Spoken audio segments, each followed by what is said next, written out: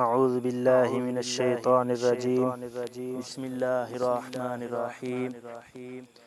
ان اللہ لا يستحجی ان يضرب مثلا ما بعوضة فما فوقها فأما الذين آمنوا فيعلمون أنه الحق من ربهم وأما الذين كفروا فيقولون ماذا أراد الله بهذا مثلا يضل به كثيرا ويهدي به كثيرا وما يضل به إلا الفاسقين الذين ينقضون عهد الله من بعد ميثاقه ويقطعون ما أمر الله به أن يوصل ويفسدون في الأرض أولئك هم الخاسرون صدق الله العظيم ان اللہ لا يستحجی ان يضرب مثلا ما بعوضة فما فوقها ہاں واقعی اللہ تعالیٰ تو نہیں شرماتے اس بات سے کہ بیان کر دیں کوئی مثال، خواہ مچھر ہو خواہ اس سے بھی بڑھی ہوئی ہو۔ فَأَمَّا الَّذِينَ آمَنُوا فَيَعْلَمُونَ أَنَّهُ الْحَقُّ مِنْ رَبِّهِمْ سو جو لوگ ایمان لائے ہوئے ہیں خواہ کچھ ہی ہو وہ تو یہی یقین کریں گے بے شک یہ مثال بہت ہی موقع کی ہے ان کے رب کی جانب سے۔ وَأَمَّا الَّذِينَ كَفَرُوا فَيَقُولُونَ مَاذَا أَرَادَ اللَّهُ بِهَذَا مَثَلًا اور رہ گئے وہ لوگ جو کافر ہو چکے ہیں سو چاہے کچھ ہی ہو جائے وہ یوں ہی کہتے رہیں گے، وہ کون مطلب ہوگا جس کا قصد کیا ہوگا اللہ تعالیٰ نے۔ یضل بہ کثیرا ویہدی بہ کثیرا اس حقیر مثال سے گمراہ کرتے ہیں۔ وما یضل بہ الا الفاسقین اس مثال کی وجہ سے بہت ساروں کو ہدایت دیتے ہیں، اس کی وجہ سے بہت ساروں کو گمراہ نہیں کرتے۔ الذين ينقضون عهد الله من بعد ميثاقه ويقطعون ما أمر الله به أن يوصل ويفسدون في الأرض اللہ تعالیٰ اس مثال سے کسی کو مگر صرف بے حکمی کرنے والوں کو جو کہ توڑتے رہتے ہیں اس کا معاہدے کو جو اللہ تعالیٰ سے کر چکے تھے اس کے استحکام کے بعد اور قطع کرتے رہتے ہیں ان تعلقات کو کہ حکم دیا ہے اللہ تعالیٰ نے ان کو وابستہ رکھنے کا اور فساد کرتے رہتے ہیں زمین میں۔ اولئک هم الخاسرون بس یہ لوگ ہیں پورے خسارہ میں پڑنے والے۔ آج ہم سورۃ البقرہ کی آیت نمبر 26 اور 27 پڑھی ہے۔ دعا ہے کہ اللہ تعالیٰ مجھے حق اور سچ کہنے کی توفیق عطا فرمائے۔ ان آیات میں اللہ تعالیٰ نے منکرین کے اعتراضات اور ان کا جواب بیان کیا ہے۔ گزشتہ آیات میں قرآن کریم کی حقانیت ثابت فرمانے کے لیے تمام منکرین قرآن کو چیلنج دیا گیا۔ اب جب ان سے اس چیلنج کا مقابلہ نہ ہو سکا تو انہوں نے قرآن کریم میں دوسرے اعتراضات و شبہات نکالنے شروع کیے کہ اس کلام میں کہیں مکھی اور کہیں مکڑی اور مچھر کی مثالیں دی ہیں، اور یہ قرآن اگر اللہ کا کلام ہے تو اس میں ایسی حقیر چیزوں کا ذکر نہ ہونا چاہیے، اور اس کتاب میں ایسی حقیر چیزوں کا ذکر ہے اس لیے نعوذ باللہ اللہ کی کتاب معلوم نہیں ہوتی۔ اس پر یہ آیتیں نازل ہوئیں اور جس عنوان سے اعتراض کیا گیا تھا اسی عنوان سے اعتراض کو رد فرمایا گیا۔ منکرین نے اعتراض اس عنوان سے بیان کیا تھا کہ محمد صلی اللہ علیہ وسلم کے خدا کو شرم نہیں آتی کہ وہ مکھی اور مکڑی مچھر کی مثالیں بیان کرے، تو اسی عنوان سے ان کا اعتراض رد فرمایا گیا اور حق تعالیٰ کا ارشاد ہوا ان اللہ لا یستحجی ان یضرب مثلا ما بعوضة فما فوقها بے شک اللہ تعالیٰ کو اس بات سے کچھ شرم نہیں آتی کہ کوئی مثال بیان کرے کسی مچھر کی یا اس چیز کی جو حقارت میں مچھر سے بھی بڑھ کر ہو، کیونکہ مثال کا مطلب تو یہ ہوتا ہے کہ وہ بات جس کے لیے مثال دی گئی ہے خوب واضح اور روشن کر کے ذہن نشین کر دی جائے۔ اب یہ مقصد جس مثال سے بہترین طریقہ پر پورا ہو سکے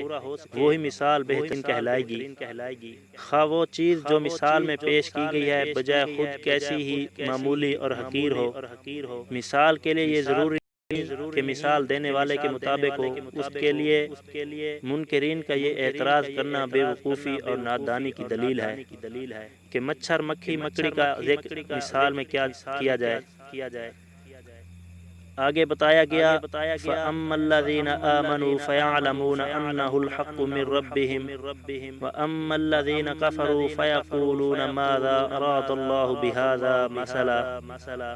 یعنی ایسے احکامانہ شبہات صرف ان لوگوں کو پیدا ہوا کرتے ہیں جن کے دل و دماغ میں کفر کی وجہ سے سوچنے اور سمجھنے کی صلاحیت مفقود ہو گئی ہے، اور ایمان والوں کو ایسے شبہات و اعتراضات پیدا نہیں ہوتے۔ ایمان والے تو اللہ تعالیٰ کے معبود ہونے اور حضرت صلی اللہ علیہ وسلم کے سچا رسول ہونے اور قرآن کریم کے اللہ کا کلام ہونے پر پورا یقین رکھتے ہیں، اور اللہ اور رسول کی باتوں پر سچے دل سے ایمان لاتے ہیں۔ اس لیے اللہ تعالیٰ اگر اپنے کلام میں کوئی مثال بیان فرماتے ہیں تو اہل ایمان کوشش کرتے ہیں کہ اس مثال کا اصلی مطلب سمجھ لیں اور مثال سے جو سبق دینا مقصود ہے اس پر غور کریں، لیکن کفار و منکرین جو اللہ کی توحید اور رسول کی رسالت کا انکار کرتے ہیں اور جن کے دل میں حق کی تلاش و جستجو نہیں ہوتی، وہ صرف اسی فکر میں لگے رہتے ہیں کہ اللہ کے کلام میں کسی نہ کسی طرح کوئی عیب ڈھونڈیں اور خواہ مخواہ اس پر اعتراض کریں۔ یضل بہ کثیرا ویہدی بہ کثیرا، مطلب یہ ہے کہ جیسے قرآن نازل ہوتا ہے مومنین اس پر ایمان لاتے ہیں اور عمل کرتے ہیں، اس سے ان کا نور ہدایت اور دوبالا ہو جاتا ہے، اور جن کو گمراہ فرماتا ہے یا گمراہ چھوڑتا ہے وہ منکرین ہیں کہ کلام الہی سے انکار سے اور اس پر نکتہ چینی سے ان کی طریقی ضلالت میں اور اضافہ ہو جاتا ہے اور ان کی گمراہی اور بڑھ جاتی ہے، اور اس کی مثال بالکل ایسی ہے جیسے فسد المزاج جس قدر بہتر اور مقوی غذا دی جائے اسی قدر اس کے فساد اور مرض میں اضافہ ہوگا۔ آگے اسی مضمون کی مزید تشریح فرمائی جاتی ہے وما یضل بہ الا الفاسقین، یعنی ان مثالوں سے گمراہی صرف انہی لوگوں کا حصہ ہوتا ہے جو فاسق یعنی بے حکم اور نافرمان ہیں، اور جن کو اس فسق کی نحوست سے حق طلبی کی عادت نہیں رہتی، ورنہ جن میں کچھ حق طلبی اور خوف خداوندی ہوتا ہے وہ تو ہدایت ہی حاصل کرتے ہیں۔ یہاں آیت میں فاسق سے کافر ہی مراد ہیں، ورنہ ویسے تو قرآن کریم میں فاسق کا لفظ کافر اور گناہگار مومن دونوں کے لیے استعمال ہوا ہے۔ منکروں کی صفات الذین ینقضون عہد اللہ من بعد میثاقہ ویقطعون ما امر اللہ بہ ان یوصل ویفسدون فی الارض اولئک هم الخاسرون۔ یہاں فاسقین جن سے مراد کفار و منافقین ہیں ان کی تین خصلتیں بیان فرمائی گئی ہیں۔ اول یہ کہ اس معاہدہ کو جو اللہ تعالیٰ سے کر چکے توڑتے رہتے ہیں۔ ہر انسان چونکہ عالم ارواح میں اللہ تعالیٰ سے اس کے معبود ہونے کا اقرار و عہد کر چکا ہے، اب اس زندگی میں جو آدمی باوجود پیغمبروں کی یاد دہانی اور وحی کی رہنمائی کے اس کا انکار کرے تو وہ عہد توڑنے والا ہے، اور عہد بھی جو اللہ تعالیٰ سے کیا ہوا ہے۔ چنانچہ کافر و مشرک سب اس عہد سچ کو توڑنے والے ہیں۔ دوسری خصلت فاسقین کی یہ بیان فرمائی کہ وہ توڑتے ہیں اور قطع کرتے ہیں ان تعلقات کو کہ جن کو اللہ نے جوڑنے اور وابستہ رکھنے کا حکم دیا ہے۔ اس میں وہ تمام تعلقات آگے جو بندے اور اللہ کے درمیان ہیں جن کو حقوق اللہ کہا جاتا ہے، اور وہ تعلقات بھی آگے جو باہم بندوں کے آپس میں ہیں جن کو حقوق العباد کہا جاتا ہے، جس میں اپنے ماں باپ کے، عزیز قربا کے، اپنے پڑوسیوں کے اور ساتھیوں کے، عام مسلمانوں کے اور عام انسانوں کے حقوق سب آ گئے۔ انہی حقوق اللہ اور حقوق العباد پورا کرنے کا نام دین اسلام یا شریعت اسلام ہے، اور ان کو توڑنا فسق ہے۔ تیسری خصلت یا نشانی فاسقین کی یہ فرمائی کہ وہ زمین میں فساد پھیلاتے ہیں، اس میں ظاہری فساد بھی آ گئے، جیسے کسی پر ظلم کرنا، کسی کی حق تلفی کرنا، کسی کی بے آبروئی کرنا، کسی کا مال لے لینا وغیرہ، اور باطنی فساد بھی آ گئے جیسے کفر کرنا، رسول اللہ صلی اللہ علیہ وسلم سے عداوت یا حسد رکھنا۔ انہیں تین خصائل کو 13ویں پارہ سورۃ رعد آیت 25 میں بیان فرمایا گیا کہ ایسوں پر لعنت ہوگی اور ان کے لیے اس جہاں میں بڑی خرابی ہوگی۔